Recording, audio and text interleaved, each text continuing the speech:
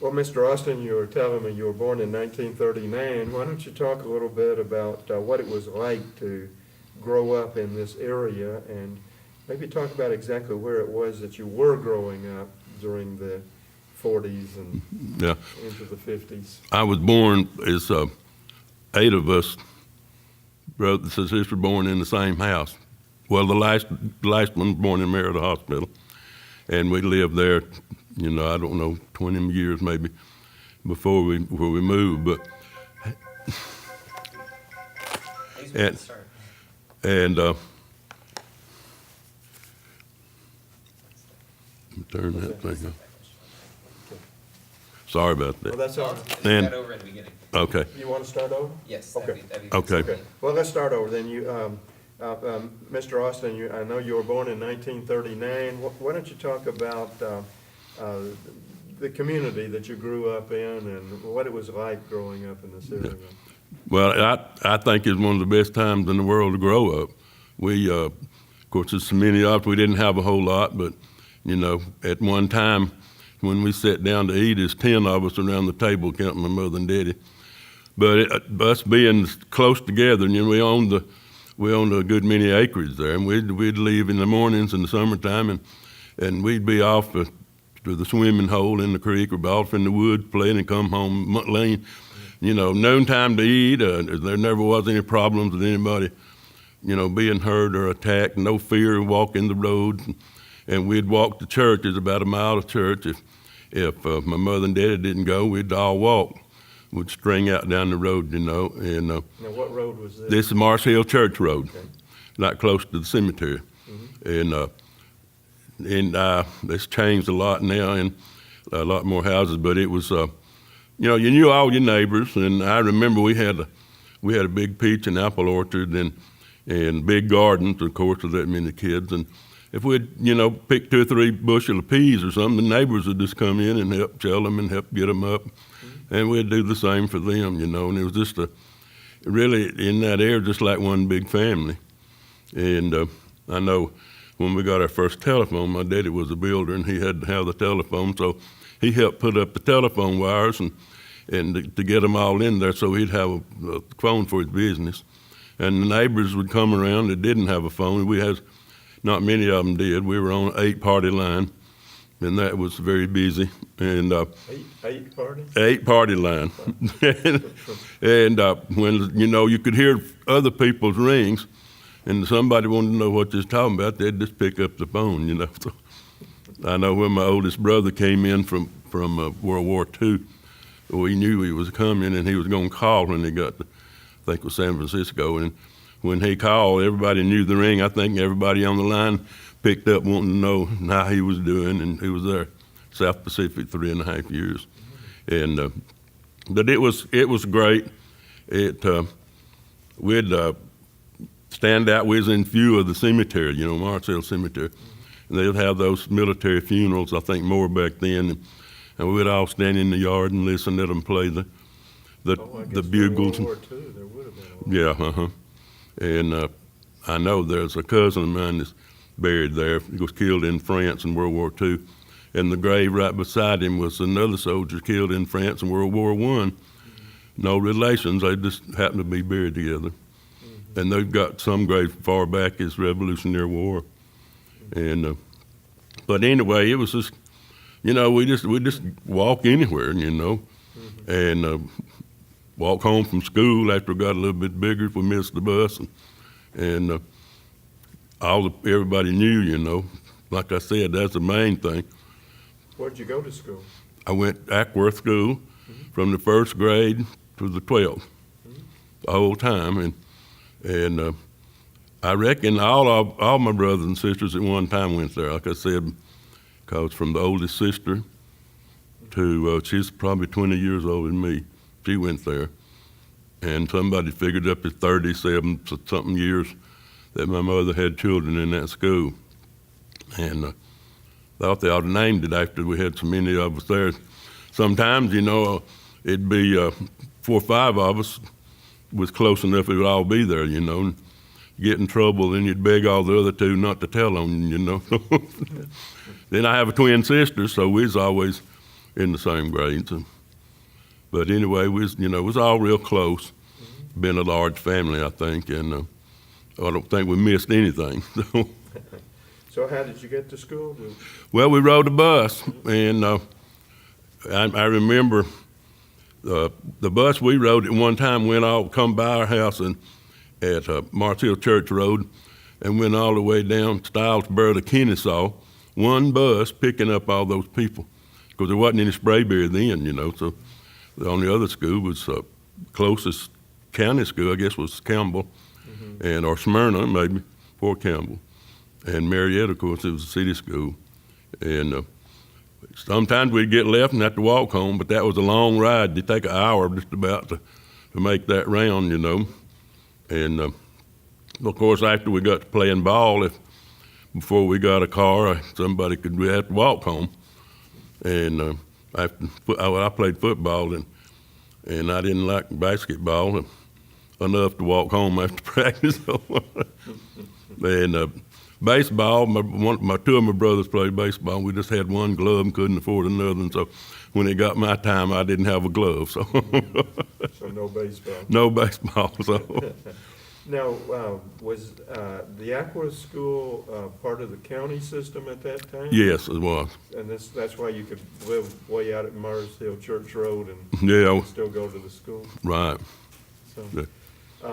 and so you went all the way through the 12th grade, I guess, All the way through.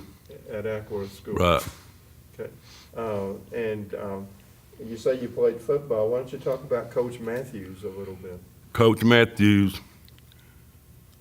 was the closest man to me, other than my father, that I've ever known. He was one of the finest men I've ever known, one of the finest coaches. And after I played 4 years and got out and was married, I started refereeing football, did for 20 years. And I was amazed at what some of the officials did, the way they talked to their players and using bad language and stuff, which Coach Matthews never did. Never used bad language. He never raised his voice. But he had a command about him that was, I guess, fear, but more like the fear of God. You just knew you had to do what he said, and you wanted to. He made it that way, and he was one of the finest men I've ever known. And I stayed in touch with him and all the time. And then when he got so sick, was at hospice, I was down there 2 or 3 times a day, and I was privileged to be able to speak at his funeral. And he just meant so much to me and my whole family. Wow. Any other teachers along the way that stood out? Well, I don't know. I guess they all did. They liked me because they talked to me a lot.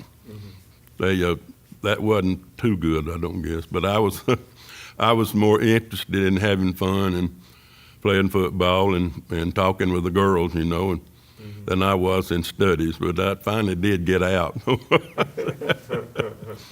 But I met my sweetheart there, and 2 years dating, then we got married and been married 57 years now. So. Well, that's pretty good. Yeah, so Aqua School did a lot for me. Okay. And it being small, you knew everybody. Just about. You could walk the halls and you knew everybody you met, because there wasn't but about 400 or 500 in the whole school, 1 through 12. And that's another good thing, Just all the teachers knew you. All of them could call you by your name, and they did call mine a lot. So. There was a teacher that lived out near where you lived, wasn't there? Yeah, out where I was raised, there's 2 sisters. Miss Fannie B. McClure was my 1st grade teacher, and her sister, Miss Charlotte, taught me in the 4th grade, and she went on to high school and counseling at North Cobb. Yeah, they lived inside of where I was raised, and of course they knew me, and I always loved them, and I know at a reunion one time, Miss Fannie B. was there. She was in her 90s, I think, and she always liked to have fun. Somebody asked, did Miss Fannie B. teach me? And I said, not much. So, but we was we was good friends and good teacher, I thought, too. They were wonderful, wonderful ladies. What'd you all do for fun? Lord, well, I don't know. We played in the woods and bend over those hickory trees and put somebody on it, and then turn it loose. And then we'd go, we'd have to pick a gallon of blackberries apiece before we could go swimming. And the creek was 2 or 3 miles from the house, And we'd go pick blackberries and then go swimming. And we didn't have a whole lot to do except, we didn't have a lot of toys and stuff and no bicycles and just play with one another, I guess you might say. Yeah. What was Mars Hill Presbyterian like when you were growing up? It was I got most of my training there. I tell everybody that they need to be like they was when I was growing up. Like they need to be Presbyterian before they make good Baptist.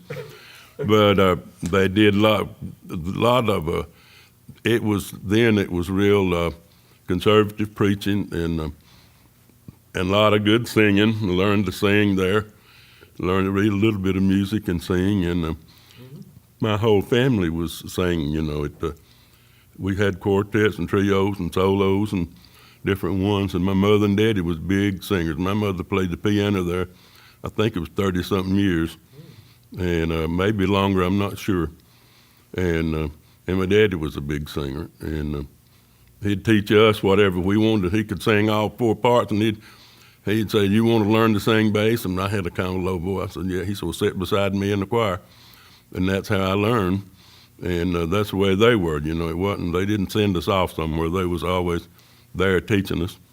And it was and it was a small church too, and of course that way everybody knew everybody.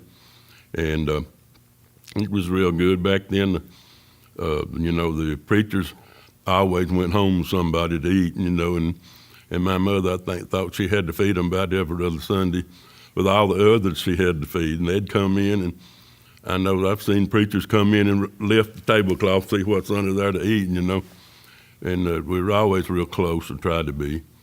And even after we were married, we had one of the preachers at our home, and our oldest son was about 4, I guess. And after the preacher asked the blessing, he said, "Why in the world do you pray so long?" So I guess he was hungry, but anyway, it was like that. And they learned a lot of, they had us learn a lot, memorize a lot of scripture. And I know Miss Mary Kemp was, her husband, Ed Kemp, was the elder there. She taught a lot, and she really wanted you to memorize. And that was good, I thought, for training, when you learn something and then you hear it and it comes back to you. And she always, sometimes when I would mention some verse or something, and my wife would say, "Where'd you learn that?" And I said, "Miss Mary Kemp." They were the older type, and she had 2 daughters and 2 sons, and they were all great Christians. Yeah, you mentioned being in the choir. Did you sing mainly out of the Presbyterian hymnal, or did you do gospel? No, it was, I think it was called the service hymnal. It was I guess it was similar to the Presbyterian hymnal. But anyway, that's the one I remember. Yeah. I think that was the name of it. Do any gospel singing? Yeah, well, not many. Most of them were just the good old hymns, And we didn't have too much of the Southern gospel like they do now. And but I've loved singing all my life, and I can't get used to the new music. So, So how did you end up at Piney Grove Baptist? Well, it's a long story, I guess. But anyway, my wife's mother went there, and I knew a lot of people that went there. I knew the pastor. And when our children, I guess our oldest one was about 12, we decided that we needed something not as liberal, I guess you might say. And we just started visiting there, and the first thing you know, they kept talking to us, and we talking to them, and we decided, they were more conservative, and this is more what we wanted. but we had no enemies at Mars Hill. Mars Hill had become more liberal over time. Yeah, they were slowly becoming more liberal. Okay. And I was a deacon there, and two other deacons were doing about the same thing. They called us into church court, wanting to know why we wasn't being at church and why we wasn't paying our tithes, you know. So I just had to, I told them that, of course, my brother Jack was an elder, and he was in on the meeting. And I said, well, Jack said, well, the pasture looks greener on the other side. And I said, well, we've been over there gracing, and we enjoying it. So, oh, me. Okay. You mentioned your mother, and I had down here that she had 11 children. You mentioned 8. Well, it was 8 born in that one house. Oh, I see. Yeah, I had 3 that was born when they lived in Atlanta, I think it was, yeah. Oh, okay. So, yeah, my daddy worked on the railroad, and they lived in, I think, around Bolton somewhere. Now, what was his name? His name was Thomas Rogers Austin, Sr. Uh-huh. There's a junior, was my oldest brother, and his son is the 3rd. And I think they stopped there. So Okay. Now, your mother was a Pittner? Pittner. Will you talk about that side of the family? Yeah, that was the Pittners. The Pittners were, there was my granddaddy, who was her father, Jim Pittner, and he had a brother named John, one named Marion. Marion was a syrup maker and had a mill, you know, and grind corn. My granddaddy was a blacksmith. And I wished, of course, I wasn't old enough then, but I wished I had learned more about that trade, you know, as I grew up. And then my Uncle John was a farmer. He was his son was J.M. Pittner, and then his son lives here, somewhere here in town, Jimmy. And there's a Pittner on the county school board back about the 1960s, wasn't it? Harmon Pittner, or Buck Pittner, was my mother's brother. Okay. And they named a school for him out on Wade Green or somewhere out there. I've been there, but yeah, he was a great. He always teased me.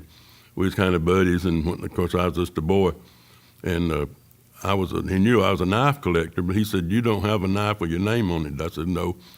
Well, he'd pull out his little Buck knife made by the Buck Knife Company. He'd say, "My name's on mine, Buck." So Okay. Now, the Pittners are an old family in Cobb County, aren't they? right, yes. What about the Austins? The Austins, they came from my granddaddy, great-granddaddy, was, my dad said, came from around Douglasville in Dallas. I know it's a bunch of Austins over there, and we've contacted each other, some of us did, and I never could find his name was Gideon.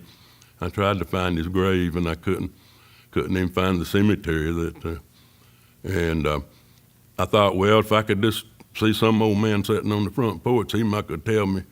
But then I realized that old man be about my age. He probably wouldn't know any more than I did. But Douglas County, so. Yeah, then in that area. And then your mother's family was from Lafayette? Is that? No, my dad is originally from Lafayette. The Pittners were from from up above Blue Ridge, where the governor lives. Oh, Young Harris? Yeah, they were from Young Harris. And I don't know about before that, but I know that's where my granddaddy said they would go back to, reunions and stuff at their old church. And my granddaddy was he was a big singer too. Well, why don't you talk a little bit about what Ackworth was like in the 50s and 60s? You've talked about the school. Yeah. Did you go down Main Street much? Or? Oh yeah, everybody came to town on Saturday. That's the only time you could buy groceries. They thought, and of course most families like ours just had one car, and then on Saturday you had to do all your buying and stuff. But yeah, and you knew most everybody, and speak to them, and all the old men that would sit up around the storefront, and swap and trade knives and watches and argue about a quarter's difference in a knife, and it was fun watching them. And of course, Dr. Cobble was there. Everybody knew Dr. Cobble. He's a fine, fine man. He always did. he did more for this area, I think, than anybody. He'd give our football physicals every year, and be at every game in case somebody got hurt, and was never took a dime for it. And everybody loved him, and of course I did too. And but we knew all the stores, everything, go in the store, and we could send our kids up to Mr. Eaton's, and with a credit card or something, and they knew not to put a whole bunch on them. They knew what we liked, what we usually bought, and they'd fix them right up. And Mr. Eaton was great. I know several times my wife and our young preachers would start, maybe not have a lot of clothes, and we'd send them up there. And I told Mr. Eaton, I said, I want to get everything from shoes to suit, shirt, whatever. And I said, then I'll come by and pay you next time I'm here. And every time I went to pay him, he'd pay half of it. And he did a lot for the community. A lot of people didn't even know.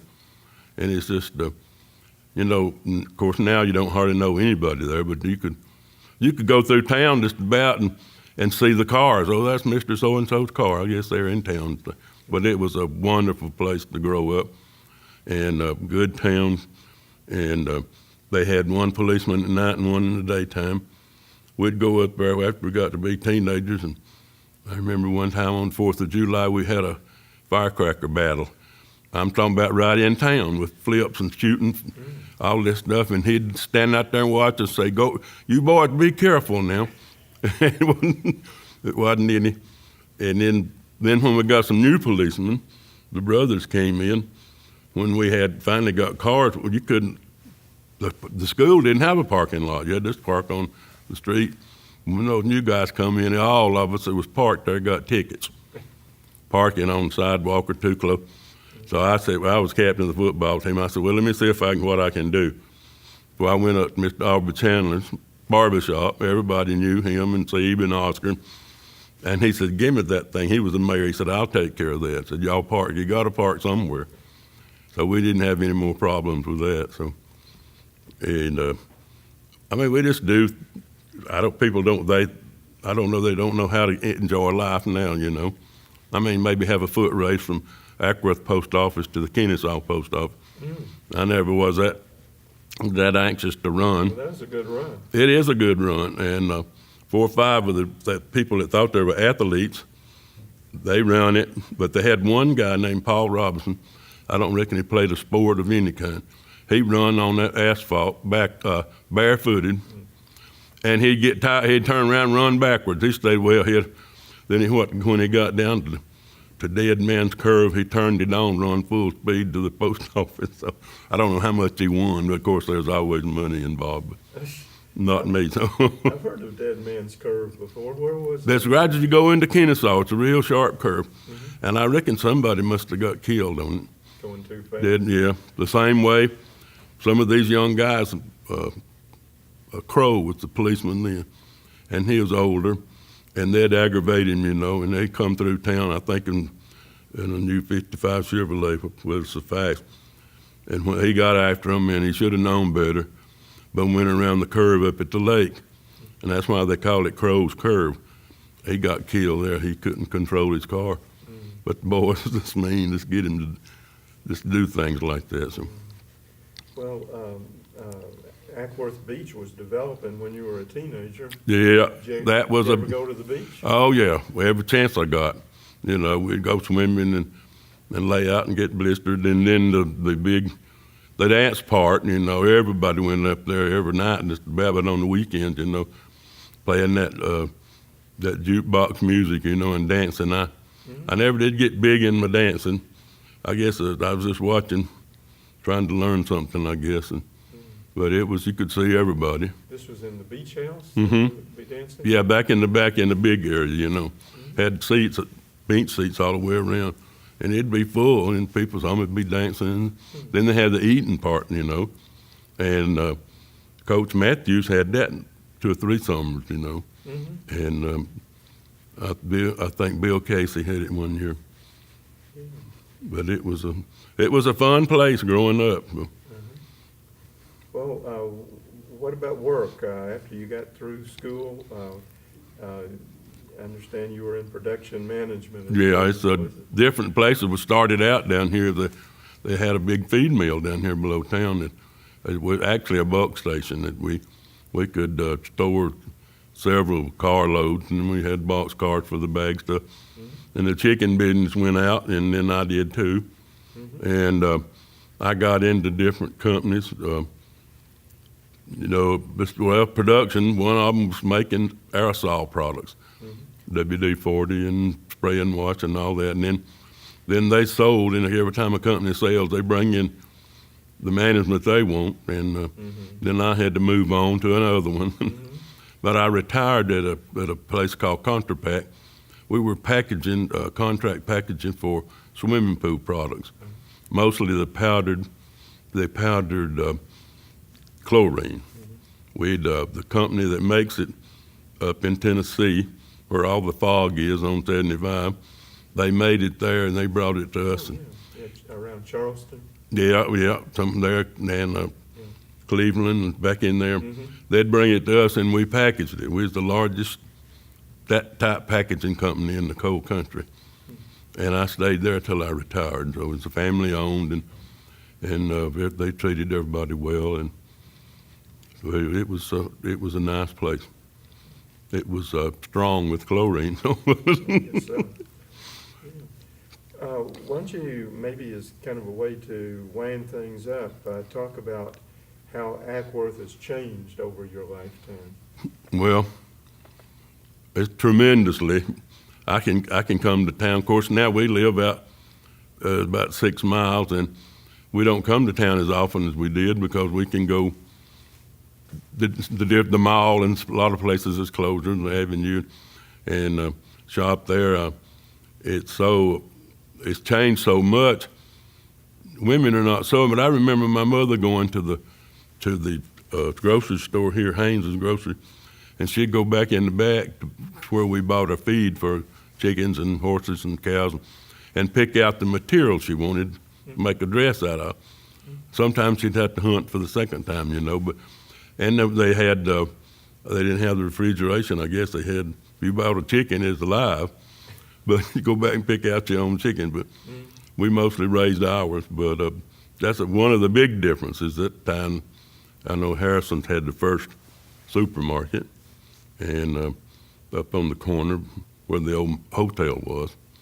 And we don't have that hotel, and they had a restaurant that you could eat lunch for $2 a quarter.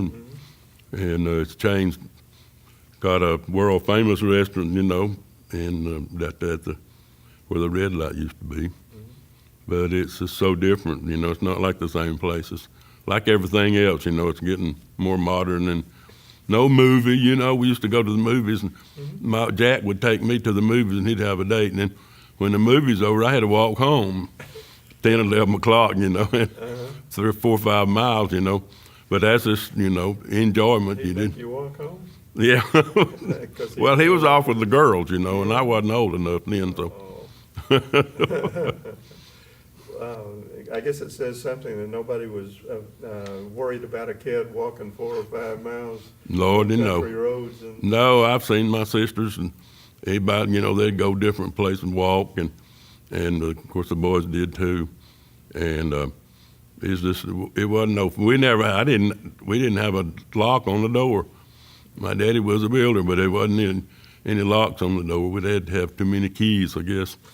And when you go home at night and just go open the door and go in, and a lot of times I'd have me and my brother Joe, somebody come home with us, and my mother would come in and count heads before she started breakfast. She'd cook about 2 pans or 30 pans of biscuits, and said, that's all, I'm not cooking anymore. But it's just everybody loved being with us, and because there was so much of us, and so much, she cooked so much, Well, what have we left out that you'd like to talk about? Well, one thing is, of course, you can go to town now and buy your meal and all that. Mr. John Richardson had a meal where we'd take our corn, get it ground for the cornbread, and didn't ever pay him. He took a toll, so much for whatever he ground, and put it in a barrel. And then people would come by and buy that, and we'd take corn stalks and corn, he had a hammer mill. He'd hammer all that up to cow feed, you know, put it in bags.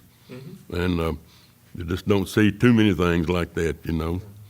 And our property joined his on the back. We had 30, 40 acres there. And he had children about the same as some of us. And, you know, we did a lot of things together. And most of his children went in service. And I know we figured up one time with his children, his grandchildren, they had over 200 years in military. Wow. Some of them still there. And some of them had stayed till they retired. But it was, I don't know, it's just growing up, you know, with a lot of brothers and sisters, not something to do all the time. And I know the girls the girls always done everything in the house, you know, house cleaning and helping mother cook and wash dishes. And the boys had done everything outside. We had to do the milking and the feeding and the gardening. And I know my brother was sick one time. I wasn't able to help, and I had to milk a cow and a goat every morning and every night. And, you know, it wasn't a good time, but, you know, you look back on things like that. And then, of course, we had a horse we did all our gardening with. And then ride that horse on the weekends, you know, to other guys' homes. And I think I'm like Dr. Cobble said one time, it's a good little town to grow up in. And I think that was the best time, at least, I know more so now because there wasn't anything to get into. You know, we never heard of dope or marijuana or anything like that, never even know what it was. We could smoke a cigarette every now and then, you know. Oh, you did. But we finally got off of that. But it's, you know, our parents were strict in a way, but how you behave when you're out in the public. But, you know, they wasn't real strict on what we did, like for enjoyment or who we dated and stuff like that. But we have a reunion coming up for Christmas, second Sunday in December.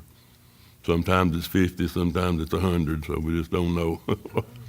Don't know what it's going to be like. The Austins are going to Austin, yeah, all my mom and daddy's people, all 11, and their offspring. So sometimes, you know, if they're, some of them plans it, and then if you can't be there, you'll make the next one, I guess. What happened to the family farm? Well, we finally sold it. My dad got sick, and he wasn't able to work for several years, and we sold it and moved to a house of that my sister and her husband owned. We stayed there about a year. Then we bought the house where we on Ackworth Due West, and we were there till after my mother died. Joe, my brother, stayed there with it, and I know Miss Nichols lived here in town. Older people. She had, her husband had property, then she inherited it when he died, and she would sell people property. I know one of my brothers, she sold 35 acres, I think, and she went to the bank and went on the note with him. That's how people were back then, you know, very trustworthy. But it's been a good life. I tell people I'm old and slow and ready to go. 77 years old, so. You still got a long way to go. I don't know. Well, this has been fun. It has. I've been wondering what it'd be like.